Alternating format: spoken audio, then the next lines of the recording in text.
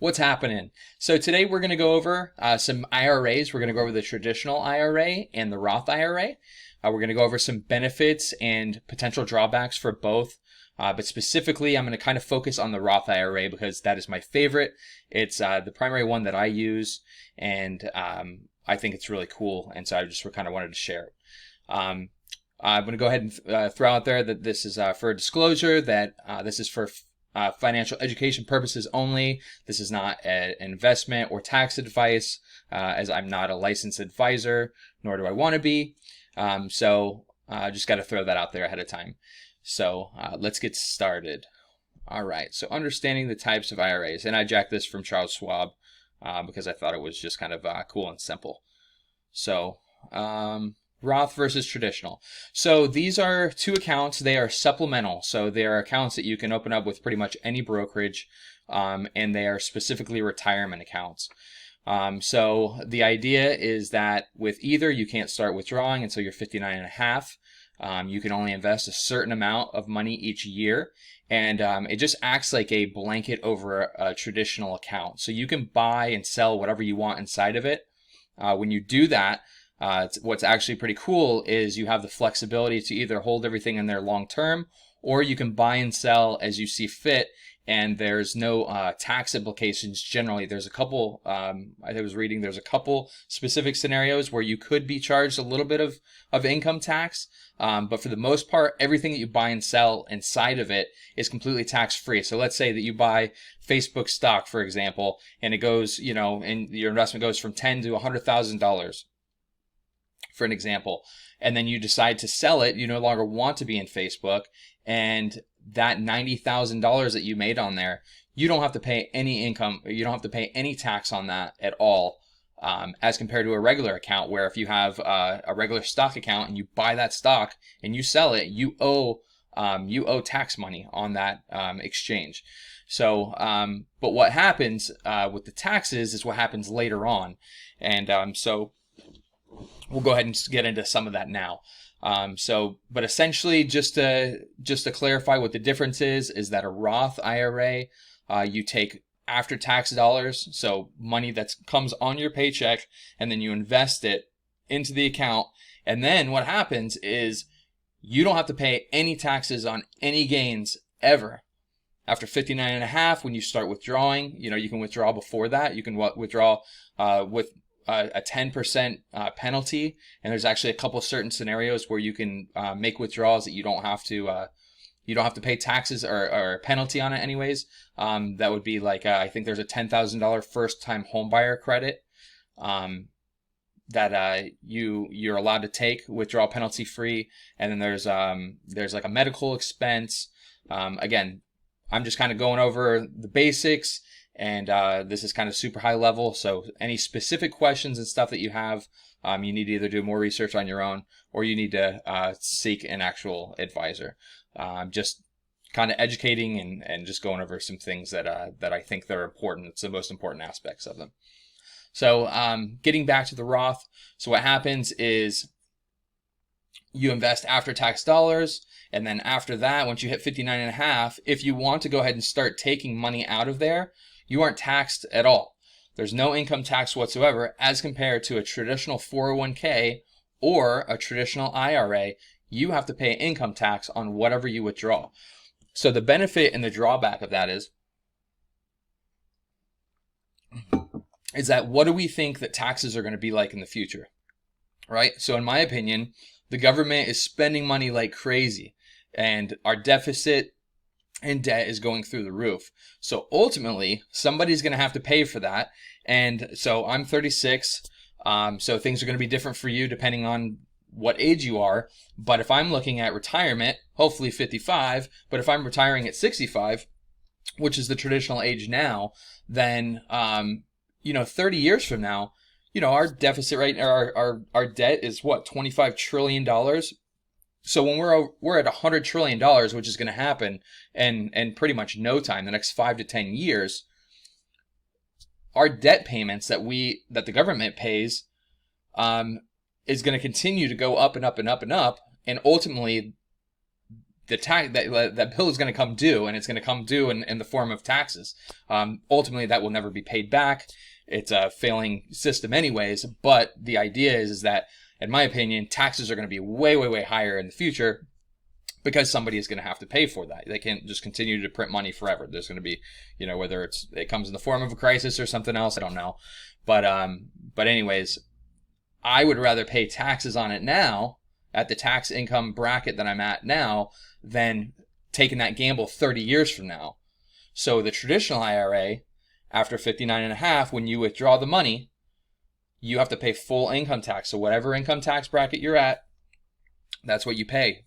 30, 40, 50%, If I have a Roth IRA and that grows to $1 million and I start pulling out $50,000 a year, whenever I retire, that $50,000 is 100% tax-free.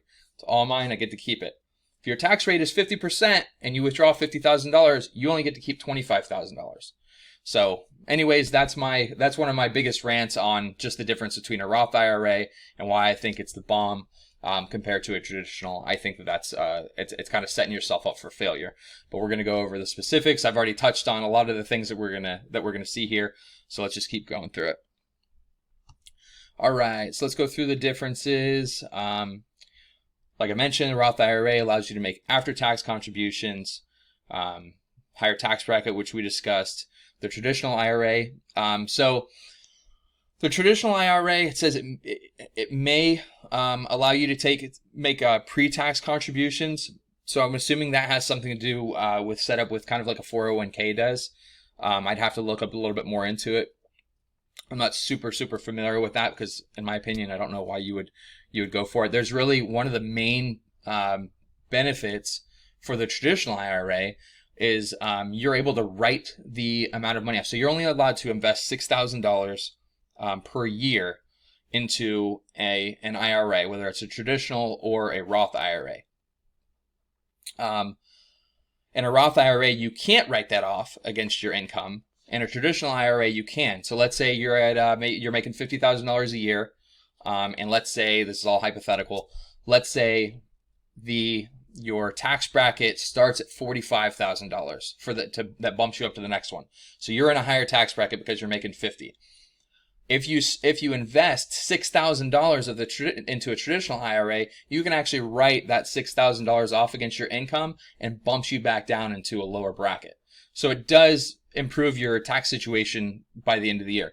But again, depending on your situation, your financial situation, whatever, that's great for now. But in my opinion, that's kind of a short-sighted goal. But everybody's different. Everybody has different objectives. But that's the main tax advantage, and in my opinion, it's really the only advantage. Let's see. So in a Roth IRA, your contributions grow tax-free. Your tax deductibility with the Roth, you cannot write it against your income. But over here with the traditional IRA, you can. It does give you immediate tax benefits. All right, subject to income limitations and participates in employer-sponsored plans. So like I mentioned, so that's got to be wrapped in there if you're going to be able to do it pre-tax. One of the biggest deals is with the Roth IRA is you cannot invest in a Roth IRA if you make too much money, essentially. And that's if you're making $140,000 a year as a single person, $208,000 as a couple. If you make it that level or above, you're not allowed to invest in the Roth IRA. That doesn't apply to most people. So, but just throwing that out there. If that's you, then you can turn it off and none of this, it doesn't matter unless you want to do the traditional. Again, that income requirement is only to the Roth IRA because it's tax advantage later on. All right, contributions. Like I mentioned, you can only put in $6,000. The caveat to that is that if you're 50 years or older, they have it's called a catch-up. You could call it a catch-up plan or just a catch-up clause. So if you are over 50 because you're getting closer to that retirement age, you're allowed to invest an extra $1,000 a year. That's only going to be able to go so far, but it's something. It's a bonus that they throw your way. And to anybody, you might as well take advantage of it. But if you haven't been taking care of if you haven't gotten your financial house in order before 50, it's gonna be really hard to do anything. Between 50 or that extra $1,000 a year between 50 and 65 makes a minimal impact, anyways.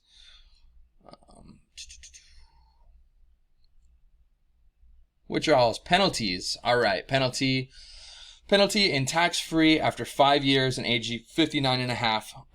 So I was reading about this. The penalty, it says after 5 years or 59 and a half. The deal is that if you withdraw before 59 and a half, unless it's for the housing thing that I mentioned, or a couple small other clauses, then you're going to have to pay a 10% penalty. And that's only against any gains. That's not withdrawing. As far as I know, I'd have to double check, but I think it's not against anything that you've put in.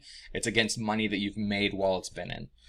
And again, mandatory distributions. This is another benefit that a Roth IRA has over a traditional. So let's just, so over here in the traditional IRA, mandatory distribution at age 72. So what that means is that even if you wanted, let's say we're living, I'm 36. Let's say by the time that we retire, our average, life range is 100 now. Let's say I've got, my 401k, I've got my other investments and other stuff that I've put together. I don't want to touch this. I want to leave this in there to grow for as long as possible. At 72, you have to start making withdrawals from a traditional IRA. You do not with a Roth. So I'd have to look at it again to see exactly how much that you have to withdraw, but you have to start taking money out of the account, which means that's money that can no longer compound and grow.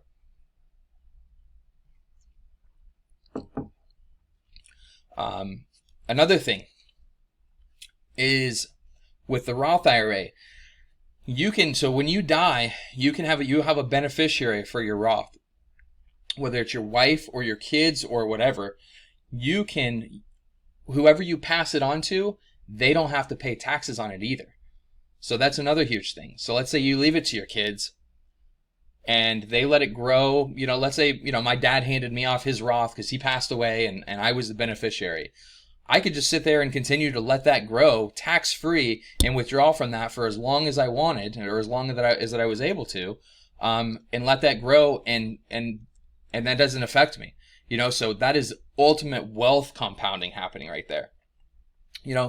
With the traditional IRA, if after 72, you've got to start taking withdrawals from it.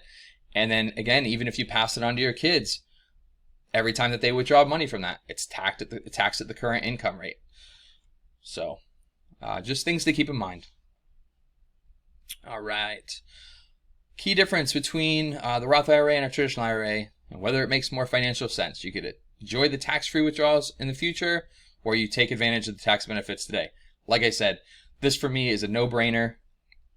The money that you save on a little bit of taxes today is nothing compared to the tax-free growth yet you can experience later on down the road, especially if you start at an early age. You continue to max out that account every year, and it grows to be a large sum. You're going to save way, way, way more money. And you also you can just eliminate that burden, later down the road when taxes are going up and people are freaking out. This is something that you can look at and you go, as long as they don't change the tax rules, shiesty politicians, they can change the rules at any time.